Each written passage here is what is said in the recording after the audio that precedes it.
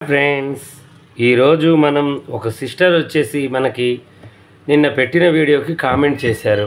అన్నయ్య, మీ వీడియోలు చాలా బాగుంటాయి, మీ మాటలు కూడా నాకు చాలా బాగా నచ్చుతాయి అని చెప్పేసి ఒక బ్లౌజ్ కుడితే ఆ బ్లౌజు ఆమెకి మంచిగా రాలేదు, అంటే ముందు భాగం కిందికి జారినట్టుగా వచ్చిందని చెప్పేసి ఆ సిస్టర్ అన్నారనమాట.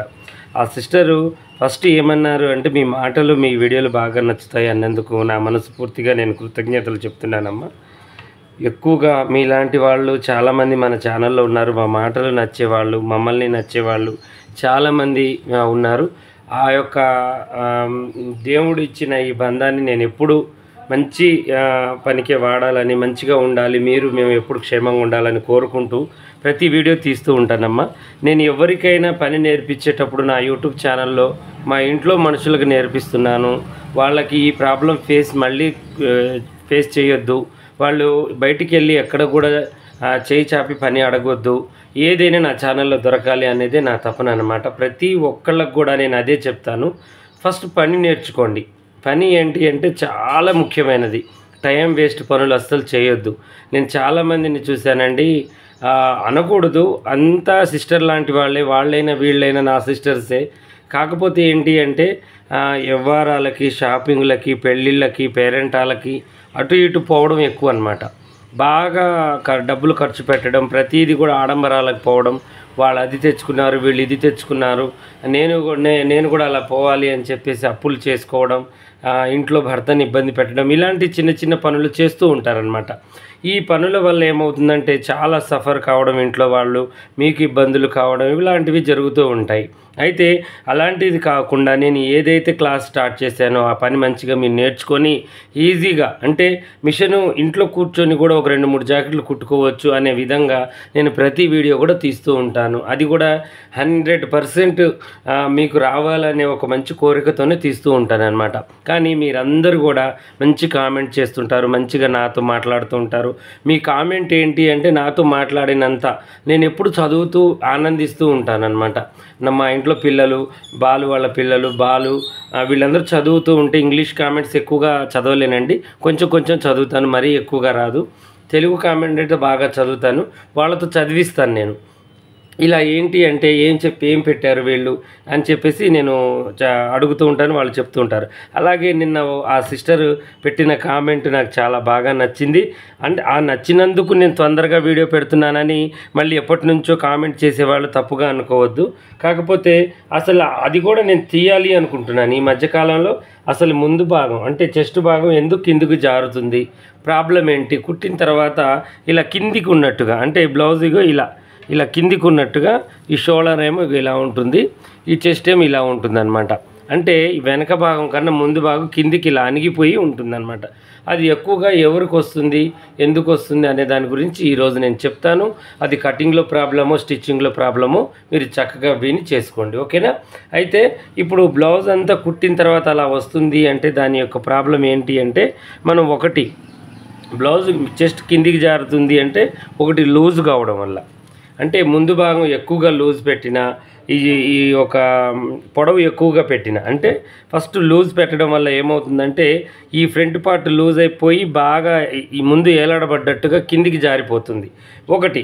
రెండోది ఏంటి అంటే పొడవు ఎక్కువగా, అంటే ఈ డాట్ ఏంటి అంటే పొడవు ఎక్కువగా కాకుండా తక్కువగా వేయడం వల్ల ఏమవుతుంది, ఇప్పుడు చెస్ట్ ఎక్కడికైతే ఉందో అక్కడికి మనం డాట్స్ వేయడం వల్ల అక్కడ అది అలా ఆగిపోతుంది.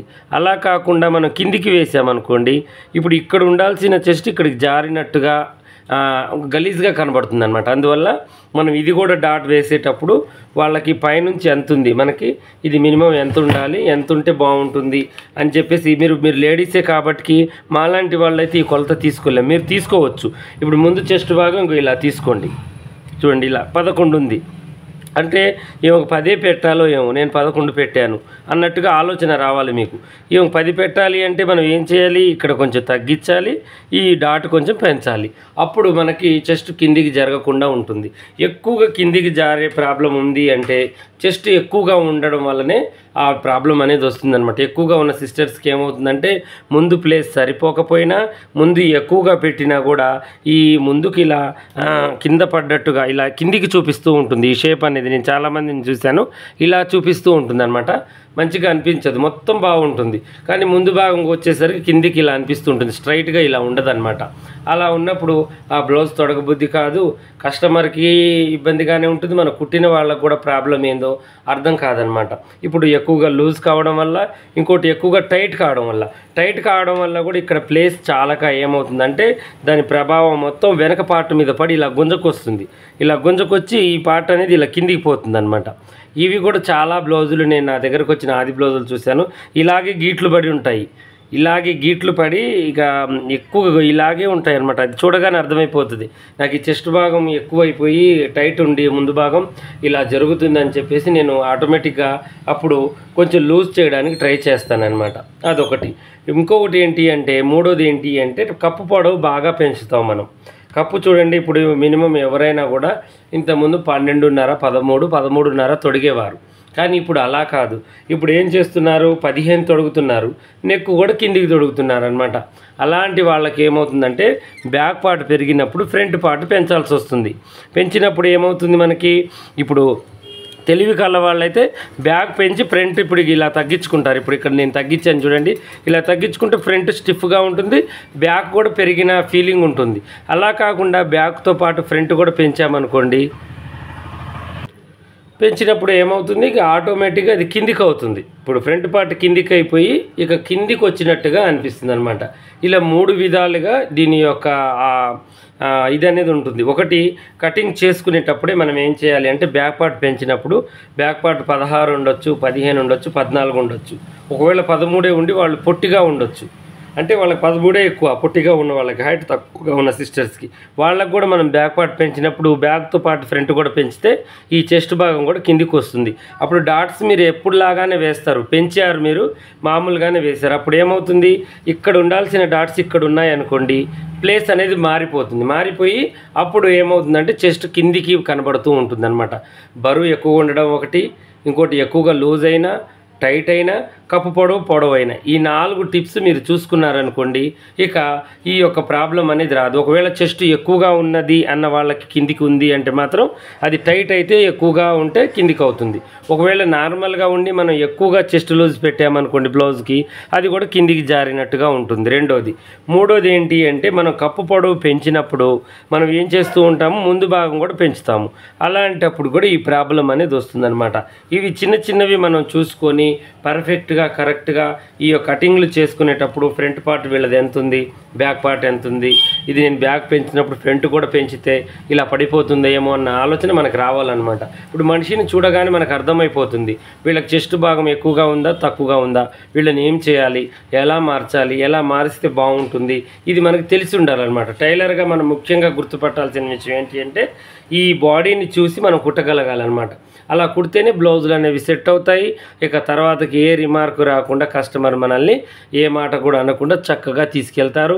వాళ్ళు వెళ్ళి ఇంకొక 10 మందికి చెప్పి మన దగ్గరికి పంపిస్తారనమాట. ఫలానా పాషా టైలర్, ఫలానా గీతా టైలర్, ఫలానా రాజు టైలర్ ఇలా కుట్టారు, బాగా కుట్టారు అంటే వేరే పేర్లతో చెప్తున్నాను, మంచిగా కుట్టారు అని చెప్పేసి ఇంకొక 10 మందికి ఒక దారి అవుతుంది మన షాప్ అనేది. ఇక ఇప్పుడైతే ఈ యొక్క ప్రాబ్లం సిస్టర్కి అర్థమయ్యే ఉంటుంది. నేను ఒక బ్లౌజ్ తీసుకుని ఎక్స్ప్లెయిన్ చేశాను, చాలా చక్కగా మీకు అర్థమయ్యే ఉంటుంది. ఇలాగే మరిన్ని మంచి వీడియోస్ కోసం మా ఛానల్ చూడండి. కొత్తగా చూసే వాళ్ళు సబ్స్క్రైబ్ చేసుకోండి.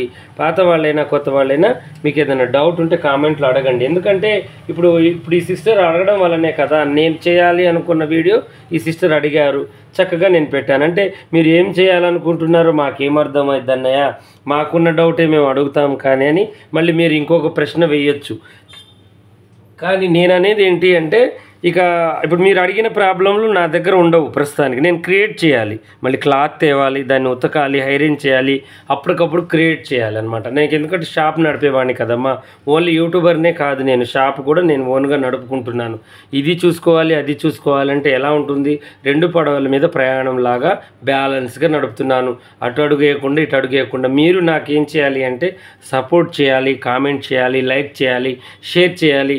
ఎందుకు అంటే మీ ఇంట్లో ఇంట్లో అన్నయ్య ఒక యూట్యూబ్ నడుపుతున్నాడు, కష్టపడుతున్నాడు, అది కూడా మీకు పని నేర్పుతున్నాడు అంటే మీరు చేయగలిగింది ఏంటి, నాకు ఒక మంచి గిఫ్ట్ ఏదైనా ఇస్తున్నారు అంటే అది కామెంట్, లైక్, షేర్ మీ యొక్క స్టేటస్లో పెట్టుకోవడం. అంటే ఇప్పుడు మీ స్టేటస్లో నా ఛానల్ పెట్టారనుకోండి, మీ బంధుమిత్రులు ఎవరన్నా ఉన్నా కూడా, మీ స్నేహితులు ఎవరన్నా ఉన్నా కూడా ఏదైనా టైలరింగ్ ఇంట్రెస్ట్ ఉన్న వాళ్ళు నా మాటలు వింటే చాలు, వాళ్ళు వెంటనే ఛానల్ని సబ్స్క్రైబ్ చేసుకుంటారు. ఆ పుణ్యం కూడా మీకే దక్కుతుంది. పనిదానం అనేది చాలా గొప్పదండి. అన్నదానం కన్నా, మంచినీళ్ళ దానం కన్నా, వస్త్రదానం కన్నా కూడా మనం పనిదానం చేయడం కూడా వాటికన్నా గొప్పమైన విలువ. ఎందుకంటే ఇవి ఇస్తే మనం కొన్ని రోజులే ఇవ్వగలుగుతాము, కానీ పని ఒకసారి ఇచ్చి చూస్తే వాళ్ళు కుట్టుకుంటే వాళ్ళ కాళ్ళ మీద వాళ్ళు నిలబడతారు, 10 మందికి ఆదర్శంగా నిలబడతారు. ఓకేనా? నేను ఎలా అయితే మీకు హెల్ప్ చేస్తున్నారో మీరు కూడా హెల్ప్ చేయాలి నా ఛానల్ ద్వారాగా అనుకుంటే లైక్, షేర్, స్టేటస్లో పెట్టుకోండి. నా కోసం ఒక చిన్న కామెంట్ పెట్టండి. ఓకేనా?